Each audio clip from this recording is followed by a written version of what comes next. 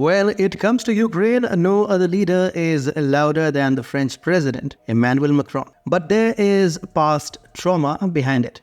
We will tell you all about it, but before that, if you are a fan of non-corporate funded free news and analysis, you've landed on the right YouTube channel. We publish 3 videos a day, first at 9:15 AM EST, second at 1:30 PM EST, and the third at 5:30 PM EST.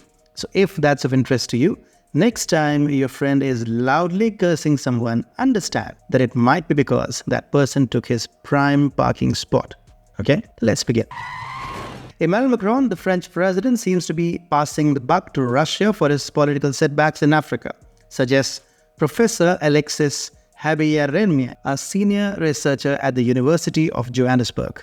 Implies Macron's tough talk on Russia is more about covering his embarrassment over diminishing clout in Africa than genuine geopolitical strategy. Macron's recent saber-rattling about possibly deploying NATO forces to Ukraine had to be dialed back following a flurry of criticism, highlighting a mismatch between his rhetoric and the realities of international diplomacy.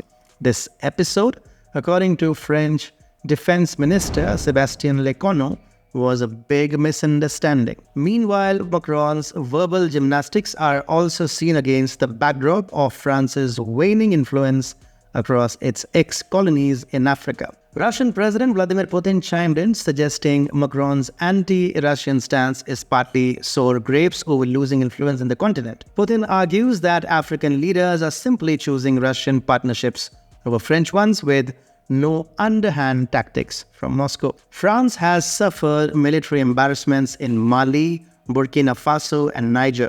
France's counterproductive arms policies and unsuccessful military interventions were no match for Russian engagements in the region. France bid adieu to its official colonial status in Africa in 1975, but like a clingy ex, it never really left, keeping tabs on its former flames, 20 out of 50 African nations. France remained in the Sahel with Operation Barkhane, citing the noble cause of combating terrorism in Burkina Faso, Mali, Chad, Mauritania, and Niger since 2014. But come 2022, Mali waved goodbye to French troops, signaling the end of the Barkhane soiree. Then, like dominoes, Guinea, Chad, Burkina Faso, Niger, and Gabon shrugged off the remnants of our France Afrique, making room for new friendships. With France's influence waning, Russia emerged as the winner, extending a helping hand to those newly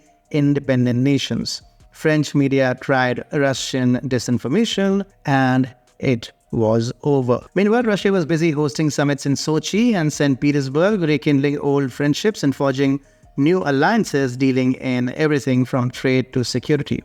Putin, wearing the hat of Africa's new BFF, declared the continent a top priority. The former French colonies are now breathing the air of sovereignty sans French military bases thanks to their new security pacts with Russia. According to Alexis Habiyer-Renmier, it's not just about bidding adieu to French troops, it's about reclaiming independence from neo-colonial hangovers. When Niger gave French troops the boot, Macron tried to stage a defiance, only to end up packing both his ambassador and troops back home, ego bruised. Now, Macron's attempt to flex on the global stage with tough talk on Ukraine seems to miss the mark back home. Macron's bluster finds fans only among the elite and oligarch-controlled media, leaving the average Jean and Jeanne scratching their heads at his political gymnastics.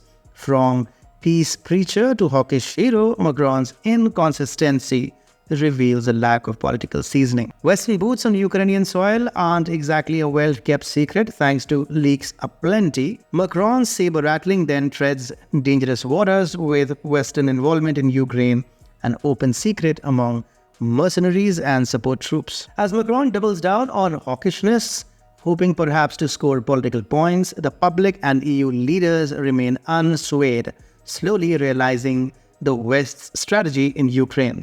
And Macron's loud leadership may be sounder and fury than substance. Behind this bellicose veneer lies Macron's real fear, losing France's grip on Africa completely. With former colonies ditching the colonial currency, the CFA franc, Macron's night terrors likely feature a domino effect of economic repercussions for France. So as Macron's warmongering tunes play on, one wonders if it's not just about global politics, but a desperate bid to cling to fading shadows of the empire. Speaking of France, it recently teamed up with the UK to harass Germany. This video explains why.